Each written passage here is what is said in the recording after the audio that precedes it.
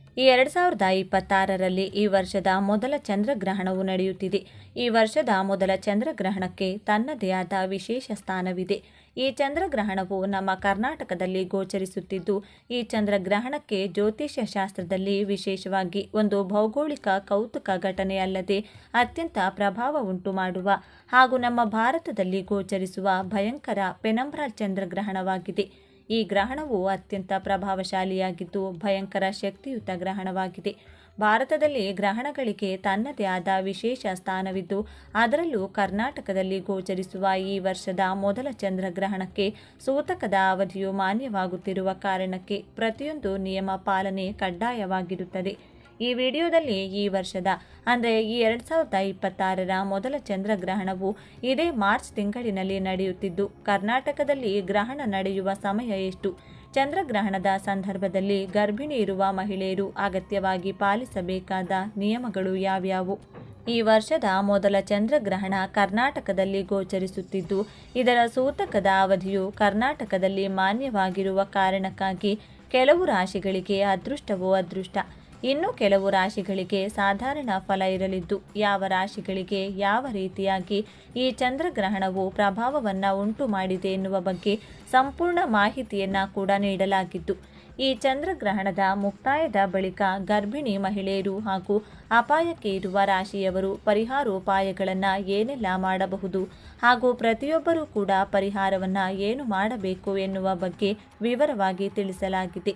ಜೊತೆಗೆ ಗ್ರಹಣವನ್ನು ಹೇಗೆ ಬಿಡಬೇಕು ಅನ್ನುವುದನ್ನು ಕೂಡ ವಿವರಿಸಲಾಗಿದ್ದು, ಈ ವಿಡಿಯೋವನ್ನು ತಪ್ಪದೆ ಪ್ರತಿಯೊಬ್ಬ ಗರ್ಭಿಣಿ ಇರುವ ಮಹಿಳೆಯರಿಗೂ ತಲುಪುವವರೆಗೂ ಶೇರ್ ಮಾಡಿ. ಹಾಗೂ ನೀವು ಕೂಡ ಗ್ರಹಣ ಮತ್ತು ದೇವರನ್ನು ನಂಬುವವರಾಗಿದ್ದರೆ ಈ ವಿಡಿಯೋಗೆ ಈಗಲೇ ಒಂದು ಲೈಕ್ ಮಾಡಿ. ಈ ವರ್ಷದ ಮೊದಲ ಚಂದ್ರಗ್ರಹಣವು ಭಾರತದಲ್ಲಿ ಗೋಚರಿಸುತ್ತಿದ್ದು, ಅದು ನಮ್ಮ ಕರ್ನಾಟಕದಲ್ಲಿ ಚಂದ್ರಗ್ರಹಣ ನಡೆಯುವ ಸಮಯ ಹಾಗೂ ಇದರ ಪ್ರಭಾವ, ವೈಜ್ಞಾನಿಕ ದೃಷ್ಟಿಕೋನ ಹಾಗೂ ಜ್ಯೋತಿಷ್ಯ ಶಾಸ್ತ್ರದ ಪ್ರಭಾವ ಸಂಪೂರ್ಣ ಮಾಹಿತಿಯನ್ನು ತಿಳಿದುಕೊಳ್ಳಲು ಈ ವಿಡಿಯೋವನ್ನು ಕೊನೆವರೆಗೂ ನೋಡಿ. ಮಾರ್ಚ್ ತಿಂಗಳಲ್ಲಿ ಸಂಭವಿಸುತ್ತಿರುವ ಚಂದ್ರಗ್ರಹಣದ ಬಗ್ಗೆ ಸಂಪೂರ್ಣವಾಗಿ ತಿಳಿದುಕೊಳ್ಳಲಿದ್ದೇವೆ. ಚಂದ್ರಗ್ರಹಣ ಅಂದರೆ ಕೇವಲ ಆಕಾಶದಲ್ಲಿನ ಒಂದು ದೃಶ್ಯ ಮಾತ್ರವಲ್ಲ, ಅದು ವಿಜ್ಞಾನಕ್ಕೂ ಆಶ್ಚರ್ಯ, ಜ್ಯೋತಿಷ್ಯಕ್ಕೂ ವಿಶೇಷ ಸೂಚನೆ ಮತ್ತು ಆಧ್ಯಾತ್ಮಿಕ ಚಿಂತನೆಗೂ ಒಂದು ಅವಕಾಶವಾಗಿದೆ. ಮೊದಲು ಸರಳವಾಗಿ ಅರ್ಥ ಮಾಡಿಕೊಳ್ಳೋಣ. ಒಂದು ಕ್ಷಣ ನೀವು ಆಕಾಶದತ್ತ ನೋಡುತ್ತಿದ್ದೀರಿ ಎಂದು ಕಲ್ಪಿಸಿಕೊಳ್ಳಿ. ಪೂರ್ಣ ಚಂದ್ರನು ಪ್ರಕಾಶಿಸುತ್ತಿದ್ದಾನೆ, ಆದರೆ ನಿಧಾನವಾಗಿ ಆ ಚಂದ್ರನ ಮೇಲೆ ಒಂದು ಕತ್ತಲೆಯ ನೆರಳು ಹಬ್ಬುತ್ತಾ ಹೋಗುತ್ತದೆ. ಕೆಲವು ಸಮಯದ ನಂತರ ಚಂದ್ರ ಸಂಪೂರ್ಣವಾಗಿ ಮಬ್ಬಾಗಿ ಬಿಡುತ್ತಾನೆ. ಕೆಲವೊಮ್ಮೆ ಕೆಂಪು ಬಣ್ಣದಂತೆ ಕಾಣುತ್ತಾನೆ. ಇದನ್ನೇ ನಾವು ಚಂದ್ರಗ್ರಹಣ ಎಂದು ಕರೆಯುತ್ತೇವೆ. ವಿಜ್ಞಾನ ಪ್ರಕಾರ ಸೂರ್ಯ, ಭೂಮಿ ಮತ್ತು ಚಂದ್ರನು ಒಂದೇ ಸರಳ ರೇಖೆಯಲ್ಲಿ ಬಂದಾಗ ಭೂಮಿಯ ನೆರಳು ಚಂದ್ರನ ಮೇಲೆ ಬೀಳುತ್ತದೆ. ಚಂದ್ರನು ತನ್ನದೇ ಬೆಳಕನ್ನು ಕೊಡೋದಿಲ್ಲ, ಅವನು ಸೂರ್ಯನ ಬೆಳಕನ್ನು ಪ್ರತಿಬಿಂಬಿಸುತ್ತಾನೆ. ಆದರೆ ಭೂಮಿ ಮಧ್ಯದಲ್ಲಿ ಬಂದಾಗ ಆ ಬೆಳಕು ತಡೆಯಲ್ಪಡುತ್ತದೆ, ಆಗ ಗ್ರಹಣ ಉಂಟಾಗುತ್ತದೆ. ಈ ಘಟನೆಯಲ್ಲಿ ಯಾವುದೇ ದೈವಿಕ ಅತೀಂದ್ರಿಯ ಶಕ್ತಿ ಇಲ್ಲ.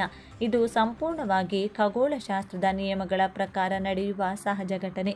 ಆದರೆ ಪ್ರಶ್ನೆ ಬರುತ್ತದೆ, ಜ್ಯೋತಿಷ್ಯದಲ್ಲಿ ಇದಕ್ಕೆ ಏಕೆ ಇಷ್ಟು ಮಹತ್ವ? ಜ್ಯೋತಿಷ್ಯ ಶಾಸ್ತ್ರದಲ್ಲಿ ಚಂದ್ರನು ಮನಸ್ಸಿನ ಸಂಕೇತ.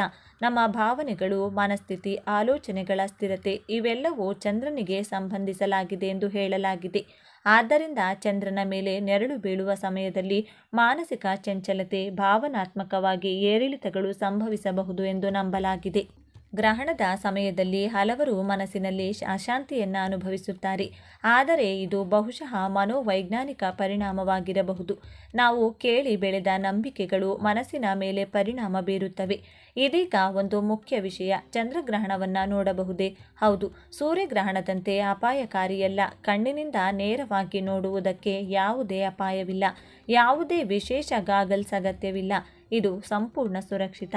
ಇದೀಗ ಗರ್ಭಿಣಿ ಮಹಿಳೆಯರ ವಿಷಯ. ಪಾರಂಪರಿಕ ನಂಬಿಕೆಗಳ ಪ್ರಕಾರ ಗರ್ಭಿಣಿಯರು ಗ್ರಹಣದ ಸಮಯದಲ್ಲಿ ಹೊರಗೆ ಹೋಗಬಾರದು, ತೀಕ್ಷ್ಣ ವಸ್ತುಗಳನ್ನು ಬಳಸಬಾರದೆಂದು ಹೇಳುತ್ತಾರೆ. ಆದರೆ ವಿಜ್ಞಾನಾತ್ಮಕವಾಗಿ ಇದರ ಪರಿಣಾಮ ಸಾಬೀತಾಗಿಲ್ಲ.